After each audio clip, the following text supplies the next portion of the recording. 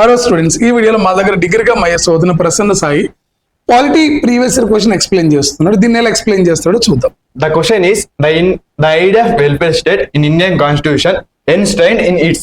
The options are preamble, DPS, direct principle of state policies, fundamental rights, and seventh schedule. Here the keyword is welfare state. The welfare state are mentioned in Indian Constitution only in DPSPs. DPSPs are deals about promoting the welfare state of in India. So Article 35 to 51 deals about DPSPs. Based on these articles, the government implemented policies and schemes. So the answer is direct principles of state policy. Preamble is only identity card of Indian Constitution. Fundamental rights are only promote individual rights. The fourth option is seventh schedule. Seventh schedule deals about the central list, the state list, the concurrent list. So the answer is direct principles of state policy. Okay. Very good explanation Prasanna.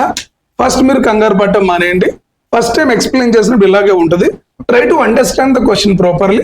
So కొంచెం English proper గా నేర్చుకోండి. At the same time content చాలా బాగుంది. Fear in explanation అది practice చేసుకుని overcome అవుతుంది. మీరు ఎక్కడ కూడా డిసప్పాయింట్ అవ్వద్దు. ప్రాక్టీస్ ని ఆపొద్దు. All the best. Okay, thanks.